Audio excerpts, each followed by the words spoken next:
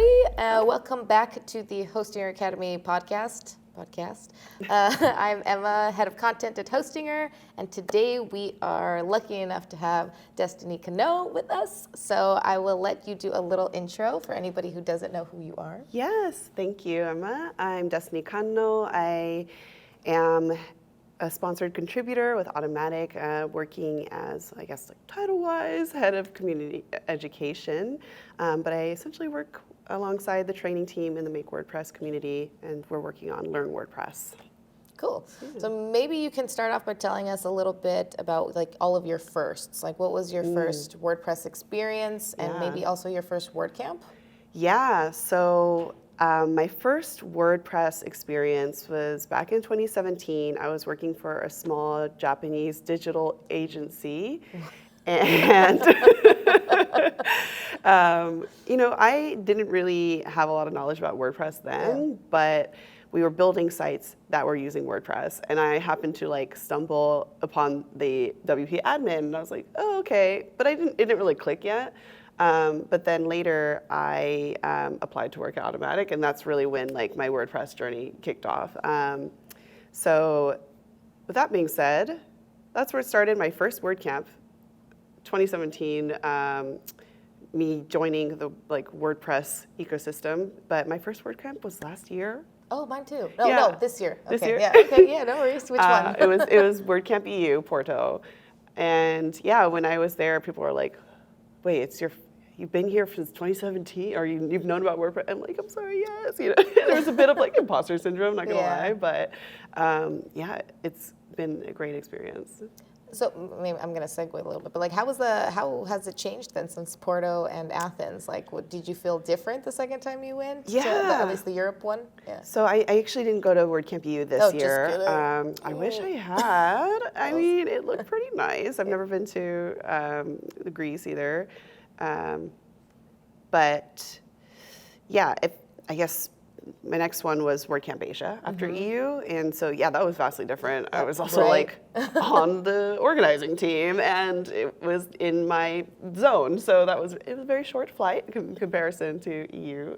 Yeah, maybe you can tell us how you got on the organizing team. Yeah, so really that was just a need was had, and I was tapped. I had applied actually, but I didn't get the spot when they were doing the initial, applications process. But sometimes the organizing teams do need to tap in when there are things that need to just get done. And I was like, you know what? I've never done this before, but I'll give it a try.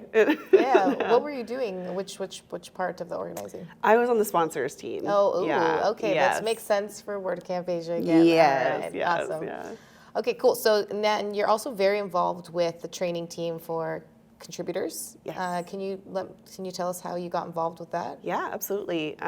So mostly through my job, to be honest. Fair Yeah, because when I started at Automatic, I was in happiness engineering. I moved into WordPress VIP and was a technical account manager, and then in 2019 is when 2019? No, I'm lying. 2021. Yes, is when I started to once again move within Automatic role-wise. Yeah. But I started as a developer advocate in the art.org division, which works with the WordPress community. Quickly found that I don't know enough developers to be a great developer advocate.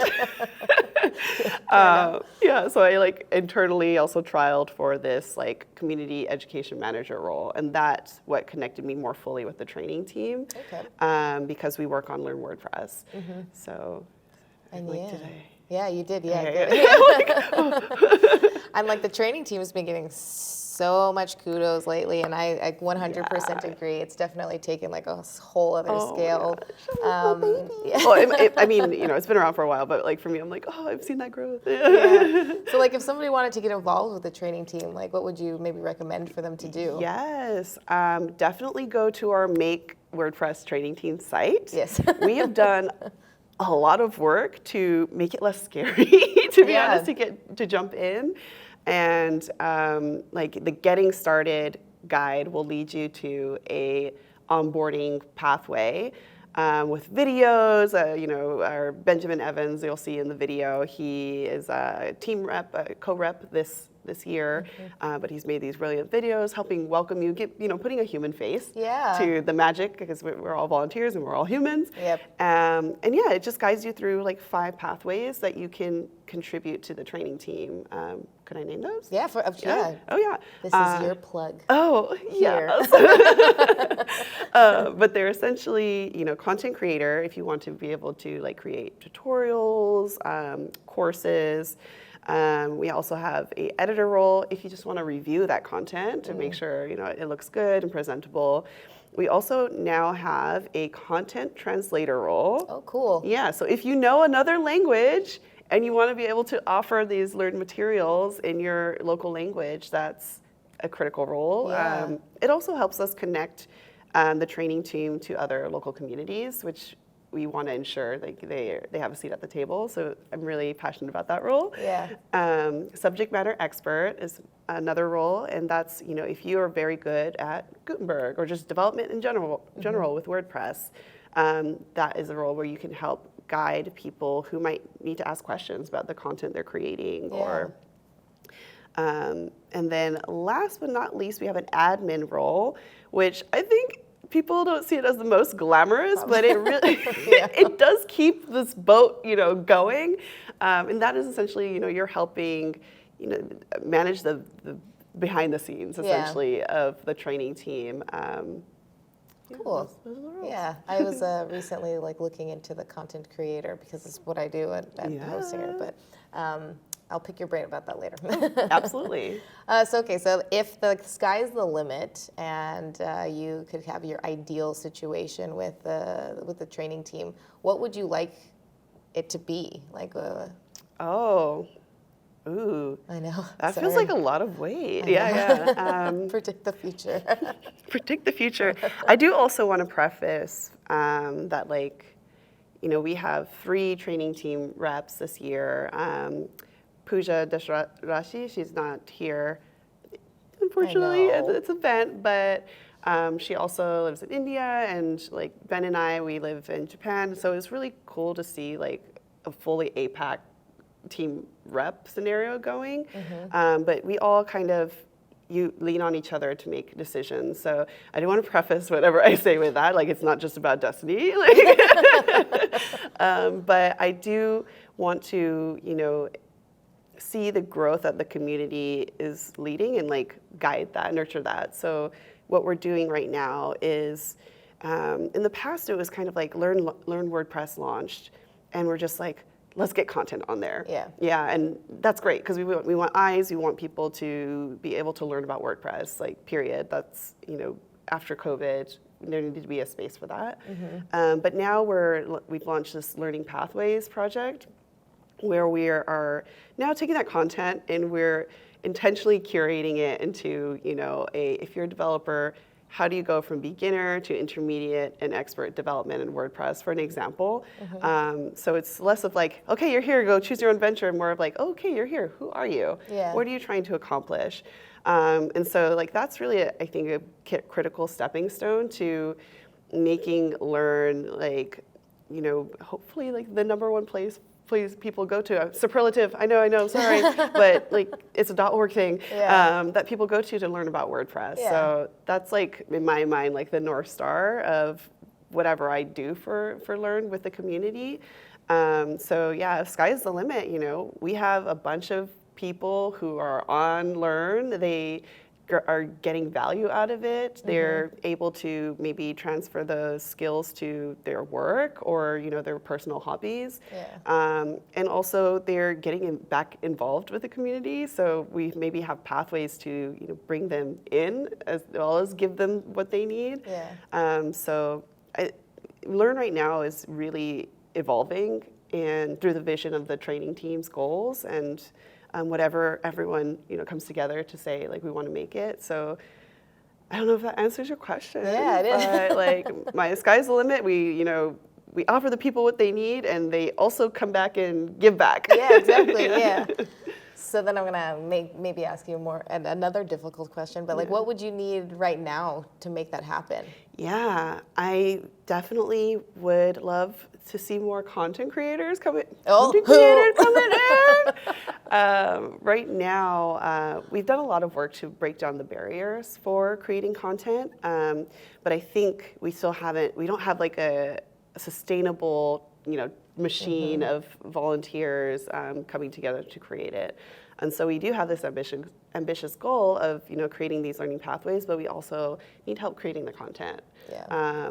We need help translating that content as well. So I think that's probably the biggest need, and I feel like I forgot your question. That's okay. I don't think I remember either.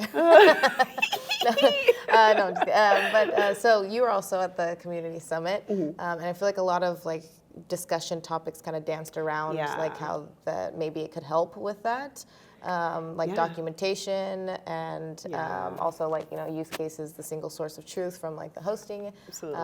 Is there any works to get kind of that pipeline going? Yeah, so there was a lot of documentation, and Milan the Cap was also like, document everything. So right now, I think we are in a good place with our like onboarding and documentation, but it can always get better. So I do also want to just put out there that like when you come and you maybe create the content or you get involved, like there's no such thing as perfect. Iteration. Yeah, iterate is okay. And we just want to foster that environment because, we are volunteering our time and sometimes we come in and out and like that's okay too. So I would say even if there's a process in line, like we can always improve it. And right now, we have been seeing a lot of activation through the materials we have so far. So I'm not sure if your question was like, are we going to get involved in helping other teams to do this? Or? Kind of just a broad sense. Like, is there a way for actually more? I think more the other way, like for other teams to help, like start the foundation for like give you the material that you need to like present it to everybody else. Yeah, I mean.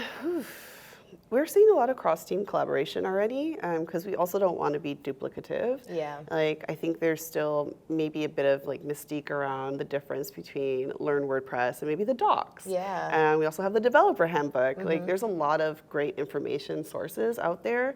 So I think it is really critical to be intentional about each space. So like, for example, like Learn WordPress is in a place where, we create a video about a doc content or something, right? But that doesn't mean that the information in the doc won't inform the content. Like if I'm looking up how to use a full site editing, for example, or a block theme, we're probably going to get a lot of information from the docs and then like incorporate that into a like actionable thing that someone would use in real life. Yeah. Cool. So if somebody wants to join training, what would they do to start? Yes, I feel like that was your original question. I think so. Maybe did I? I don't know. But definitely go to our Make Training site. There's a button that says Getting Started. It'll walk you through creating your WordPress.org account if you don't have that. It'll walk you through creating your GitHub account, which is where we manage a lot of our work. And then it'll also get you in our Making WordPress Slack, and that's where we all communicate regularly with each other, asynchronously as well. I think Slack especially can be a very intimidating place because you get little notifications and or like it's like 9+ notifications. 9 plus. But I do want to like underscore bold that it isn't about responding right away or like having the right answer in that space either, because it can be a little overwhelming. But once you're there, then we can better communicate together. We also post on the blog as well to share about like discussions that we've had, decisions that we've made, projects that we're working on. So I would say the critical sources to get into are at least the Slack. We also have a Learn WordPress meetup community as well. So that's where we host online workshops where you can, for an hour, spend some time with other community members learning about a topic in WordPress. Cool. All right, thank you. Oh, it squeaked. All right, so maybe I just keep looking at your shirt because it's I like all the colors and the design. So maybe you can tell us a little bit about Black Press. Yes. Okay. Thank you so much for asking. Started in 2022. Yeah. So Black Press is really like a passion project. Within Automatic, I also was for many years. I had to step down now. Since 2020, yeah, it's almost 3 years, or actually about 3 years. The co-lead for our internal Black Employee Resource Group, which we call Cocomatic. And some of the members in there, myself, Naisha Sweet, we were like, how do we bridge, create this feeling of, a safe space for, in my case, Black folks, and bring that into the WordPress community. And so we started talking with leaders in the WordPress community space, Ali Nimmons, Joe Simpson, and we came together, and other leaders as well were like part of the official talks, but we established in 2022. But we all came together with this unified vision of, yes, let's create this space where folks who identify as being part of the Black diaspora can come together and just not be the only person in the room. Yeah. WordCamps, and maybe the flagship is where I can speak from, they tend to not always have people that look like me, if I'm being frank, right? And that's felt by other people who do look like me. So really, there's that community aspect of like, oh, I know someone when I go to these events. And also, I don't just know someone, but like I can get mentorship, I can build community, we can share opportunities, we can network. And as part of that as well, an initial founding principle was like, how do we bring youth, particularly Black youth, into WordPress? And so our original goal, and I won't say like it's gone, like we still have a passion for this, and I think we're starting to talk about it again, was to help bring folks that are in HBCUs, historically Black universities and colleges, colleges and universities, into WordPress. So what does that look like? Maybe it's us teaching WordPress, like to communities either online, bringing the networking to them, but we really wanted to see a future for Black folks in schools to be able to get into WordPress early and also see what opportunities are out there for them once they've like skilled up in this software. Yeah, that's amazing. Yeah. Yeah. So, like, what is the next? How do you get involved with that? Like, if you're looking for more people. Yeah. Oh, thank you for asking. So blackpresswp.com is our website, and it'll actually tell you like here's our Slack and here's our Twitter and all the ways to connect. Yeah. Oh, awesome. Yeah. Cool. So check it out. Just kidding. That was more like a threat, Jesus. Oh, ooh. No, sorry. Okay. Okay, so for people that are like just like learning about WordPress for this first time and want to get involved, like what kind of advice would you give a first timer? Yeah, that's such a good question because I think there's pressure. No, but like this is the beauty of like.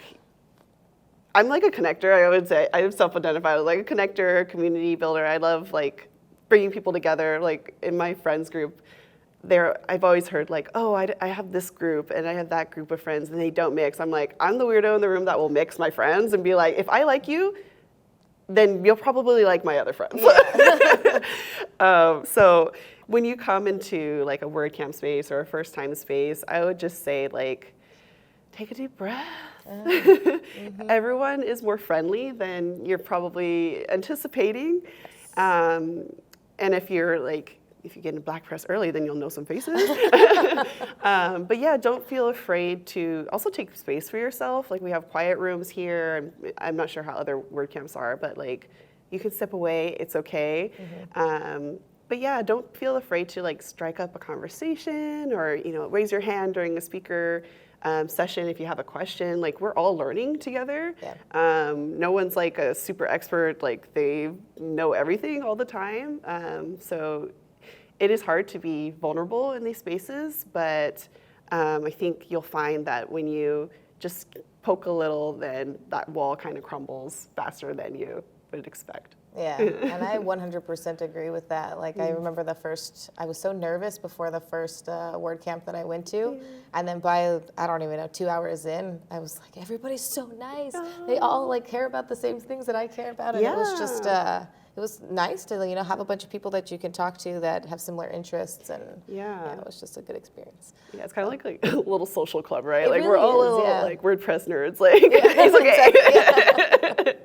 Okay, well, thank you so much, Destiny. Thank you. And stay tuned for the next podcast that we do. Oh. Who knows what the topic will be about, but thanks for tuning in. Bye. Bye.